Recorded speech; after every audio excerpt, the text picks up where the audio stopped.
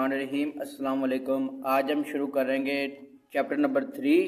Chapter number 3 करने से पहले इसका कुछ इंट्रोडक्शन पढ़ते हैं। इसमें कहा गया है कि मैट्रिक्स एंड डिटर्मिनेंट्स। अब पहले देखते हैं कि ये मैट्रिक्स क्या होते हैं और फिर इनको सॉल्व कैसे करते हैं। ये मैंने कुछ एलिमेंट्स लिखे हैं, जो ये नंबर्स अंदर लिखे होते हैं ना, उनको एलिमेंट्स कहते हैं। अब पहले नंबर पे मैट्रिक्स क्या होता है, मैट्रिक्स कैसे बनेंगे। जब आप कुछ एलिमेंट्स को स्क्वायर ब्रैकेट के अंदर लिख देते हैं ना, साइडों पे क्या आ जाएगी, ये स्क्वायर ब्रैकेट आ रही है और इसके अंदर जो एलिमेंट्स आ रहा है, ये सारे जो नंबर्स लिखे हुए इनको एलिमेंट्स कहेंगे, स्क्वायर ब्रैकेट के अंदर क्लोज हो। और इस सारे हिस्से को क्या कहेंगे, मैट्रिक्स कहेंगे। अब इसमें हमने देखना है कि रो और कॉलम क्या होते हैं। ऐसी लाइनें जो ये सीधी लाइनें चल रही हैं ना, ये वाली सीधी लाइनें, इनको क्या कहेंगे, रो कहेंगे। ये क्या होगी, रो। तो इसमें कितनी रो आ रही हैं, 2 रोज आ रही हैं। रो 1 हो जाएगी, इसको कहेंगे, और ये क्या हो जाएगी, रो 2। अब इसमें कॉलम कितने आ रहे हैं, ये जो आपकी वर्टिकल लाइन, ये सीधी लाइन ऊपर से नीचे, ये इस तरीके से ये जो हो गए, इनको क्या कहेंगे, इनको कहेंगे कॉलम है। ये सीधी लाइनें जो होगी इनको रो कहेंगे, और ये ऊपर से आपने ऐसे काउंट देखना, तो ये क्या आ जाएंगे, कॉलम। इसमें कॉलम कितने आ रहे हैं, कॉलम आ रहे हैं 1, इस फिर 2 और ये 3 कॉलम आ रहे हैं, और रो कितनी आ रही हैं, 2। अब रो और कॉलम को किससे रिप्रेजेंट करते होते हैं, रो को रिप्रेजेंट करते होते हैं m से, और कॉलम को रिप्रेजेंट करते होते हैं n से। जैसे कि ये लिखा होता है, आगे आपके पास क्या आ जाएगा, उसका ऑर्डर बताते हैं कि ऑर्डर कैसे लिखते होते हैं। तो ये लिखते होते हैं रो मल्टीप्लाई कॉलम। तो रो को किससे जाहिर करेंगे, m से, और कॉलम को शो करेंगे n से। अब इक्वल मैट्रिक्स कब होंगे, इक्वल मैट्रिक्स उस वक्त होंगे। अब मैट्रिक्स का तो आपको पता चल गया, मैट्रिक्स क्या होता है कि अगर आप कुछ एलिमेंट को स्क्वायर ब्रैकेट के अंदर लिखेंगे तो वो क्या हो जाएगा, मैट्रिक्स बन जाएगा।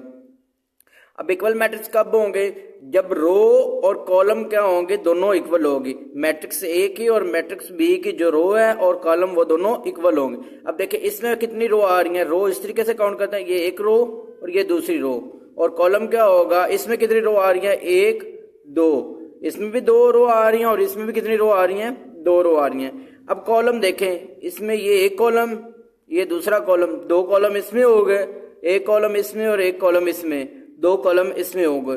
तो अगर आप इसका ऑर्डर भी लिखना चाहे तो ऑर्डर कैसे लिखेंगे, रो पहले आती है 2/2। ये 2/2 क्यों लिखा है, क्योंकि इसका दोनों की रो और कॉलम क्या आ रहा है, सेम आ रहा है। 2 ही कॉलम आ रहे हैं, 2 ही रो आ रही है। तो ये हमारे पास क्या हो जाएगा, ये इक्वल मैट्रिक्स हो जाएंगे, क्योंकि इसकी रो और कॉलम और इसकी रो और कॉलम दोनों की सेम आ रही है। अब हम आगे करते हैं क्वेश्चन नंबर इसका 1। क्वेश्चन नंबर 1 में क्या कहा गया है, right the number of rose and column in each matrix. क्या हमने क्या करना है, इसके हर ये मैट्रिक्स दिए हुए हैं, इन मैट्रिक्स में हमने बताना है कि इसके अंदर रो कितनी आ रही हैं और इसके अंदर कॉलम कितने आ रहे हैं। अब रो कैसे है, रो कैसे पता चलेगा, नंबर ऑफ रो क्या होंगी, इस तरीके से ये जो सीधी लाइनें होगी ये रो होगी, और ये ऊपर से जो ऐसे इस तरीके से होगी ये क्या होंगे, कॉलम हो गए। अब इसमें नंबर ऑफ रोज कितनी आ रही हैं, नंबर ऑफ रोज आ रही हैं 1 रो ये और 1 रो ये, तो ये कितने होगी, 2। और number of column, number of column इसमें कितने आ रहे हैं, 1 कॉलम ये आ रहा है और 1 कॉलम ये आ रहा है, तो ये कितने हो गए, नंबर ऑफ कॉलम कितने हो गए, 2। बी वाले पार्ट में नंबर ऑफ रोज कितनी आ रही है, नंबर ऑफ रोज क्या होगी, इस तरीके से जो ये सीधी लाइनें होगी इनको आपने रोज कहना है। तो इसमें एक लाइन ये आ रही है, 1 2 3, नंबर ऑफ रोज कितनी होगी, 3। और नंबर ऑफ कॉलम, ये जो आपके पास सीधा हो ना इस तरीके से लाइन नीचे की तरफ हो, उनको आपने काउंट करना होता है। तो नंबर ऑफ कॉलम इसमें कितने आ रहे हैं, नंबर ऑफ कॉलम आ रहा है 1। तो ये नंबर ऑफ कॉलम कितने हो जाएंगे इसमें, 1। अब इसी तरह आगे आपने इस तरीके से, ये जो सीधी लाइन जा रही है इसको रो कहते हैं, ये सीधी लाइन है ऐसे। तो ये सीधी लाइन हमारे पास क्या आ रही है, ये इसमें एक ही आ रही है ना, तो इसमें मतलब कि नंबर ऑफ रोज कितनी हो जाएगी, 1। और number of column, number of column आपने ये नीचे की तरफ देखना है ऐसे, ये नीचे की तरफ। तो नंबर ऑफ कॉलम कितने आ रहे हैं, 1 2 3। तो नंबर ऑफ कॉलम इसमें कितने हो जाएंगे, नंबर ऑफ कॉलम हो जाएंगे इसमें 3। अब इसी तरह आगे है डी वाले में पार्ट में क्या कहा गया है कि इसमें रो कितनी आ रही है, कॉलम। अब रो आपके पास क्या होगी, ऐसे सीधी लाइनें देखेंगे, 1 2 3, सीधी लाइनें 3 आ रही है ना, जो सीधी सीधी लाइन है वो हमारे पास रोज आ जाएंगी, तो रो कितनी होगी 1 2 3, रो हमारे पास होगी 3। अब इसमें कॉलम, कॉलम कैसे देखेंगे, ये नीचे की तरफ जो आएगा 1 2 3, नीचे की तरफ जो लाइन आएगी वो आपके पास कॉलम होगी, जो सीधी लाइन जाएगी वो रो होगी। तो इसमें कितने कॉलम आ रहे हैं 1 2 3, तो 3 इसमें कॉलम आ गए। आगे हमारे पास है, इसमें क्या कहा गया कि इसमें भी हमने बताना है रो और कॉलम कितने आ रहे हैं। तो इसमें रो देखें, ये सीधी लाइन देखें, ये एक सीधी लाइन, ये एक, ये, तो इसमें 2 रो होगी। और कॉलम देखें, कॉलम कितने हो गए, ये नीचे की तरफ आना आपने, 1 2 3, तो 3 इसमें क्या हो गए कॉलम हो गए। तो ये क्वेश्चन नंबर 1 कंप्लीट हो गया। अब क्वेश्चन नंबर 2 करते हैं। क्वेश्चन नंबर 2 में क्या कहा गया है, right the order of each matrix. हमने हर मैट्रिक्स का क्या बताना है कि ऑर्डर बताना है। तो इसमें ऑर्डर ऑफ ए क्या होगा, ऑर्डर ऑफ ए इक्वल होगा। अब इसमें देखेंगे कि हमारे पास रो कितनी आ रही हैं। रो को किससे शो करते होते हैं, रो को शो करते हैं एम से, और जो आपके पास कॉलम है उसको शो करते होते हैं एन से। अब इसमें हमारे पास रो कितनी आ रही हैं 1 2, पहले नंबर पे ये 2 रो आ रही हैं, तो क्या लिख देंगे 2, आगे बाय लिखेंगे, और इसमें कॉलम कितने आ रहे हैं, कॉलम इसमें तो 1 आ रहा है। ये देखें ना, नीचे की तरफ लाइन एक ही आ रही है, तो ये क्या हो जाएगा बाय 1, ये इसका ऑर्डर हो गया। अब order of B, order of B वो क्या होगा, इसमें रो कितनी आ रही है, रो तो 1 आ रही है, तो यहाँ पर 1 बाय, आगे क्या आ जाएगा, कॉलम कितने आ रहे हैं 1 और 2, तो कॉलम आ रहे हैं 2, 1 बाय 2 आ गया। इसके बाद आगे सी वाले का ऑर्डर देखें, इसमें order of C, order of C वो इक्वल होगा। अब ऑर्डर ऑफ सी में देखें, इसमें रो कितनी आ रही हैं, एक रो ये और एक रो ये, सीधी लाइन जा रही है ना, ये रो हमारे पास होगी, तो पहले रो लिखेंगे, रो कितनी आ रही हैं 2 बाय, कॉलम कितने आ रहे हैं 1 और 2, तो कॉलम भी आ गए 2, 2 बाय 2 हमारे पास इसका ऑर्डर हो गया। अब आगे डी वाले में देखें, डी वाले में हमारे पास रो कितनी आ रही हैं, डी वाले में रो, ये एक रो और ये दूसरी रो, तो इधर लिखेंगे order of D, order of D equal होगा ये 1 और ये 2, तो इसमें रो कितनी आ गई 2 बाय, ऑर्डर कितना हो, इसमें कॉलम कितने हो गए 1 2 3, तो कॉलम आ गए 3, तो ये 3 आ गए 2 बाय 3। अब आगे हमने क्या करना है, ई का ऑर्डर बताना है, order of E, order of E equal होगा। अब इसमें रो कितनी आ रही हैं 1 2 3, ये 3 रो बाय, कॉलम कितने आ रहे हैं 1 और 2, 2 इसमें क्या आ जाएंगे कॉलम आ जाएंगे, तो ये हमने इसका ऑर्डर लिख दिया। अब आगे क्या है, एफ वाले में, एफ वाले में सिर्फ एक एलिमेंट दिया हुआ मैट्रिक्स के अंदर। अब ये मैट्रिक्स है क्योंकि आपने क्या लगाए हुए, स्क्वायर ब्रैकेट लगाई हुई है दरमियान पे, अगर दरमियान में स्क्वायर ब्रैकेट आ रही है, अंदर एलिमेंट्स आ रहे हैं जो भी, तो हमारे पास क्या हो जाएगा एक मैट्रिक्स हो जाएगा। अब इसमें कितनी रो आ रही है, कितने कॉलम आ रहे हैं। अब देखें कि एक लफ्ज लिखा ना, इसका मतलब है कि आपके पास ये एक लफ्ज है, आपने लाइन देखनी है, ये लाइन तो एक लाइन में आ रहा है और इधर से नीचे की तरफ फिर एक ही लाइन होगी, तो इसका मतलब है कि ऑर्डर ऑफ एफ क्या होगा, ऑर्डर ऑफ एफ इक्वल होगा, ये एक ही एलिमेंट आ रहा है, मतलब कि रो अगर इस तरीके से सीधे देखे तो 1 होता है, बाय कॉलम भी क्या होगा नीचे की तरफ 1 ही आएगा, तो बाय 1। ये हमारा क्वेश्चन नंबर 2 हो गया। अब क्वेश्चन नंबर 3 में कहा गया है कि which of the following matrix are equal. हमने बताना है कि कौन से जो मैट्रिक्स हैं वो इक्वल हैं। इक्वल से मुराद है कि उनका ऑर्डर इक्वल कैसे आ रहा है, मतलब कि रो और कॉलम दोनों इक्वल इक्वल है। अब देखें पहले नंबर पे ए वाले को देखते हैं, ए वाले में क्या दिया हुआ है, इसके अंदर रो कितनी आ रही है 1 2 और कॉलम कितने आ रहे हैं 1 और 2। अब ए वाले में रो और कॉलम बराबर आ रहे हैं, तो इसके साथ इधर ए लिख देते हैं। ए फिर किसके इक्वल होगा, जिसके रो और कॉलम दोनों इक्वल हों। अब इसमें देखें, ये भी हमारे पास 2 को 3 से मल्टीप्लाई करेंगे तो क्या आ जाएगा 2 3 6 हो जाएगा, और ये 2 1 2 2 2 4, इसमें भी रो कितनी आ रही हैं रो आ रही हैं, इसमें 2 रो आ रही और 2 ही फिर कॉलम बनेंगे। और इसमें हमने अभी देखना है कि हमारे पास जो ये देखें, ये एफ वाले में क्या दिया हुआ है कि 2 रो दी हुई है, 3 में से 3 माइनस करे 0 हो जाता है और 3 + 1 4 हो जाता है। इधर भी 3 इसका मतलब है कि 2 रो बन जाएंगी, 1 और 2, और 2 ही कॉलम बन जाएंगे, 1 और 2। तो 1 इसके फिर इक्वल आ जाएगा एफ के। इसके बाद ए और एफ को देख लिया। अब आगे देखते हैं हम बी वाले को।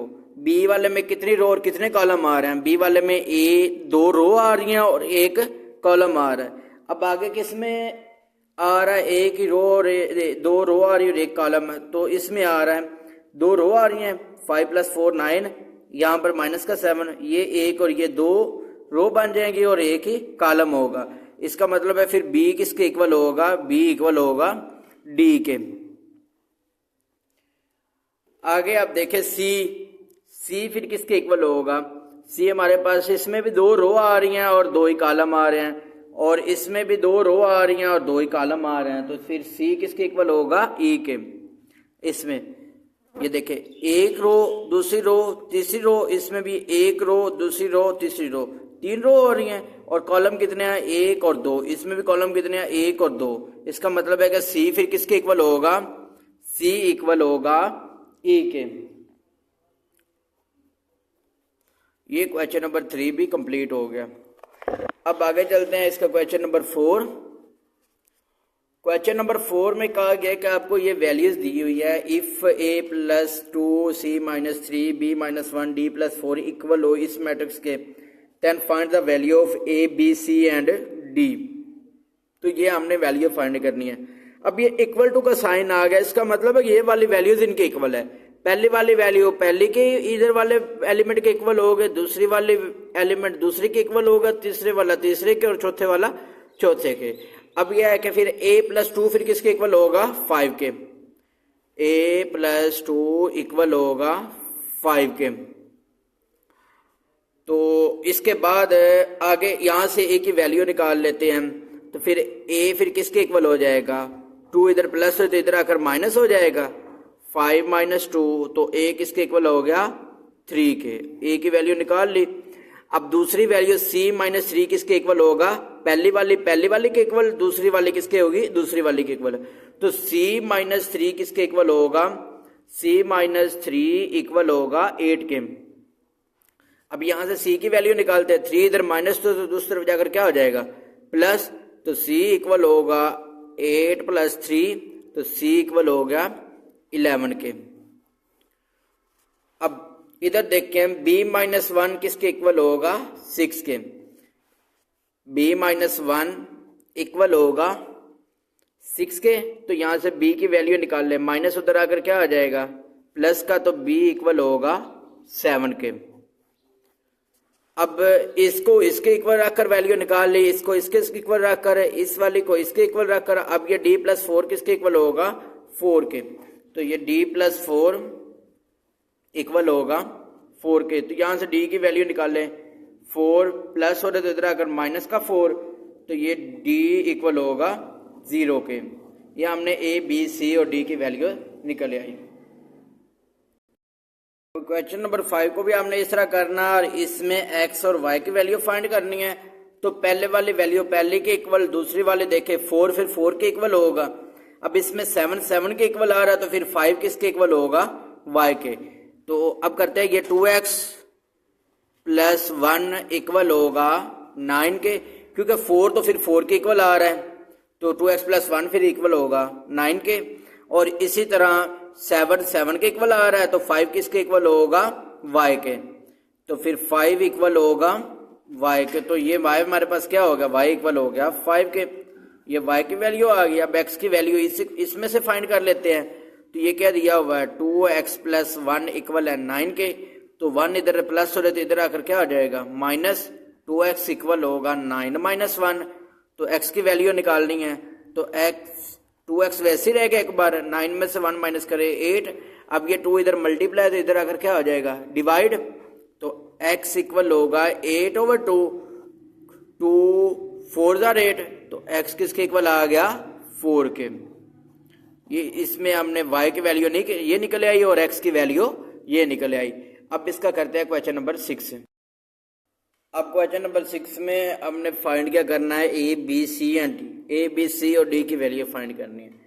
अब पहले वाले फिर चीज किसके इक्वल होगा, पहले के इक्वल हो गए। अब इसमें a प्लस बी फिर किसके इक्वल आ रहा है 10 के। अब ये दोनों ही आपके पास वेरिएबल्स आ रहे हैं तो इनको हम क्या कह देंगे, इक्वेशन है 1 कह देंगे। अब आगे देखे 2d माइनस 1 फिर किसके इक्वल होगा 5 के, 2d माइनस 1 इक्वल होगा 5 के। तो इसको आप इक्वेशन 2 कह दें। आगे 3b प्लस 2 इक्वल होगा 11 के, 3b प्लस 2 इक्वल होगा 11 के, इसको 3 कह दें। और 4 इक्वल होगा c के, या 4 इक्वल होगा c के, इस या c फिर इक्वल होगा 4 के, ये c की वैल्यू निकल आई। अब हम क्या लेंगे, जिसमें एक वेरिएबल आ रहा है इसमें भी एक वेरिएबल आ रहा है और इसमें भी। अब पहले इक्वेशन 2 को करते हैं फिर 3 को करते हैं। अब लिखेंगे फ्रॉम इक्वेशन 2, वो क्या दिए, ये 2d माइनस 1 इक्वल है 5 के। तो यहाँ से d की वैल्यू निकालने के लिए 1 इधर माइनस है तो दूसरी तरफ आकर क्या आ जाएगा, प्लस हो जाएगा। तो ये क्या आ जाएगा, 2d इक्वल होगा 5 प्लस 1, तो 2d इक्वल होगा 6 के। अब आपने d की वैल्यू निकालनी है तो 2 इधर मल्टीप्लाई हो रहा है तो इधर आकर क्या आ जाएगा, डिवाइड। 2 3 आर 6 है तो d किसके इक्वल आ गया, d इक्वल हो जाएगा 3 के। ये d की वैल्यू आ गई और c की वैल्यू आ गई। अब हम क्या लेते हैं क्वेश्चन नंबर 3 को, इधर लिखेंगे फ्रॉम क्वेश्चन 3। क्वेश्चन 3 क्या दी हुई है, 2d ये 3b प्लस 2 इक्वल है 11 के, 3b प्लस 2 इक्वल है 11 के। अब इसमें भी हमने b की वैल्यू फाइंड करनी है तो 2 इधर प्लस है तो दूसरी तरफ जाकर क्या आ जाएगा, माइनस। 3b प्लस 2 है तो इधर आकर माइनस होगा तो माइनस का 2, 3b इक्वल होगा 11 में से 2 माइनस करें 9। अब b की वैल्यू फाइंड करनी है, b इक्वल होगा 9/3 के, 3 आर 9 है तो b फिर b की वैल्यू क्या आ गई, b किसके इक्वल आ गया 3 के। अब आपने b की वैल्यू निकाल ली है, d की भी निकाल ली, c की भी निकाल ली। अब किसकी रह गई है, a की रह गई है। तो a की निकालने के लिए ये हमारे पास इक्वेशन दी हुई है ना, a प्लस बी किसके इक्वल दिया हुआ है 10 के। तो इसको यूज करते हैं, ये हम यूज करते हैं a प्लस बी इक्वल है 10 के। तो क्योंकि हमने इसमें b की वैल्यू फाइंड की है ना तो b की वैल्यू किसके इक्वल आई है 3 के। तो अब ये इधर लिखते हैं from equation 1, a plus B फिर किसके इक्वल है 10 के। अब a की वैल्यू a तो वैसे आएगा ना, b की वैल्यू हमने निकाली है, वो क्या निकली है, b निकला इक्वल है 3 के। ये वाले जो b की वैल्यू निकाली है वो इसमें पुट कर देंगे, b फिर पुट करेंगे यहाँ पर 3 इक्वल होगा 10 के। अब a निकालना है तो ये 3 इधर प्लस है तो इधर आकर क्या आ जाएगा, माइनस का 3। a फिर किसके इक्वल होगा, 10 में से 3 माइनस करे तो 7 है। ये हमने a b c और d की वैल्यूज निकाल ली। अब इसका क्वेश्चन नंबर 7 करते हैं। क्वेश्चन नंबर 7 में क्या कहा गया है कि आपने ये आपको मैट्रिक्स दिए हुए हैं p प्लस क्यू 5 11 ये सारी वैल्यूज दी हैं, तो आपने क्या फाइंड करना है, p और q की वैल्यू फाइंड करनी है। तो जैसे पिछले क्वेश्चन में किया हुआ p प्लस क्यू फिर किसके इक्वल होगा, 6 के इक्वल हो जाएगा, p प्लस क्यू इक्वल होगा 6 के। इसको क्वेश्चन 1 कह देते हैं। आगे ये फिर 5 फिर 5 के इक्वल है और 11 के इक्वल है, p माइनस 2 क्यू फिर किसके इक्वल होगा 0 के, p माइनस 2 क्यू इक्वल होगा 0 के, इसको 2 कह देते हैं। अब इक्वेशन नंबर 2 को सोल्व करते हैं, इसमें से हम p की वैल्यू फाइंड कर लेते हैं और उसको 1 में पुट कर देते हैं। तो p की वैल्यू फाइंड करेंगे, इधर लिखेंगे फ्रॉम इक्वेशन 2। अब ये p माइनस 2 क्यू इक्वल है 0 के। अब इसमें से p की वैल्यू फाइंड करने के लिए 2 क्यू माइनस हो रहा है तो इधर आकर क्या आ जाएगा, प्लस हो जाएगा, p इक्वल होगा 2 क्यू के। अब ये जो p की वैल्यू निकाली है इसको पुट कर देते हैं क्वेश्चन नंबर 1 में, p इक्वल है 2 क्यू पुट इन 1 में पुट करेंगे तो ये 1 दी हुई है, p प्लस क्यू इक्वल है 6 के। अब p की जगह पे p की वैल्यू पुट कर दे, p किसके इक्वल आ रहा है 2 क्यू के, तो यहाँ पर लिख देंगे 2Q प्लस Q इक्वल होगा 6K। 2Q और 1Q कितना हो गया, 3Q हो जाएगा। 3Q इक्वल होगा 6K। अब Q की वैल्यू फाइंड करनी है, तो ये Q आपके पास Q इक्वल होगा 6/3। 3 2 6, तो फिर Q किसके इक्वल आ गया, Q का आंसर आया, Q इक्वल हो गया 2K। अब आगे रहेगी P की वैल्यू। P की वैल्यू फाइंड करने के लिए ये जो Q इक्वल 2Q निकाला है इसको पुट कर देंगे क्वेश्चन नंबर 1 में। तो इधर लिखेंगे P, ये Q की वैल्यू फाइंड करनी, Q इक्वल होगा 2 पुट इन 1 क्या दी हुई है, P प्लस Q इक्वल है 6K। तो जहाँ पर हमारे पास P आ रहा है, Q आ रहा है, वहाँ पर Q की वैल्यू पुट कर देंगे। P प्लस Q की जगह पे 2 इक्वल होगा 6K, तो P इक्वल होगा 6 माइनस 2K, तो P इक्वल हो जाएगा 4K। तो ये हमने P और Q की वैल्यूज फाइंड होगी। अब एक्सरसाइज 3.1 कंप्लीट हो गया। अब नेक्स्ट इंशाल्लाह अगले लेक्चर में हम 3.2 करेंगे।